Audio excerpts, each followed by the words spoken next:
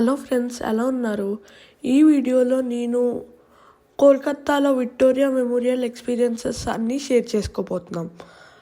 Victoria memorial queen Victoria చనిపోయిన తర్వాత అంటే 1901 తర్వాత కట్టించారు. దీన్ని 1906 నుంచి 1921 దాకా కట్టించారు. దీన్ని కట్టించడానికి ఆల్మోస్ట్ 15 years పట్టింది. ఇదే విక్టోరియా మెమోరియల్ బయట నుంచి ఇలా ఉంది. చూడండి ఎంత పెద్దగా ఉందో. ఈవిడే క్వీన్ విక్టోరియా. విక్టోరియా మెమోరియల్ని వైట్ మక్రానా మార్బుల్తో చేశారు. ఇదే మార్బుల్తో తాజ్మహల్ని ముఘల్స్ కట్టించారు.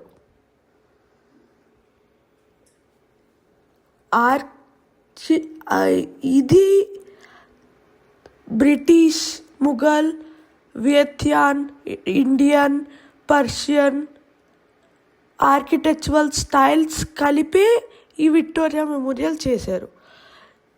ఇక్కడ గ్లాస్ లోపల కొన్ని ships, swords, weapons, shields, guns అవన్నీ ఉన్నాయి. అప్పుడులో బ్రిటిషర్స్ యూజ్ చేసిన గన్స్ అన్నీ ఉన్నాయి. ఇంకా షిప్ మోడల్స్. ఇక్కడ ఒక పియానో ఉంది, చాలా పెద్ద పియానో ఉంది. ఇది విక్టోరియా మెమోరియల్ లోపల ఇలా ఉంది. ఈయన జార్జ్ కింగ్. ఈయనే విక్టోరియా మెమోరియల్ కట్టించడం స్టార్ట్ చేయించారు. ఇంకా ఇనాగ్రేషన్ కూడా ఈయనే చేయించారు 1911లో.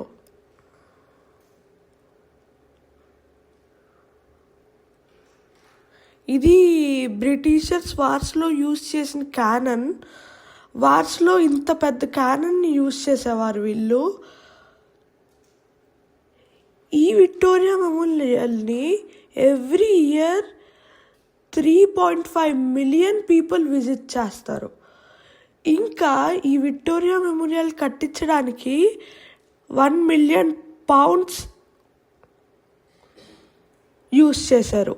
ఈ విక్టోరియా మెమోరియల్ కోసం మన మనీ, మన ఇండియన్స్, మన రిసోర్సెస్ అన్నీ మన నుంచే తీసుకున్నారు. ఇది విక్టోరియా మెమోరియల్ లోపల నుంచి బయట వ్యూ. గార్డెన్స్ చాలా బాగున్నాయి. ఇంకా చాలా బాగా మెయింటైన్ చేస్తున్నారు. ఈ వీడియో మీకు నచ్చినట్టయితే లైక్, షేర్ అండ్ సబ్స్క్రైబ్.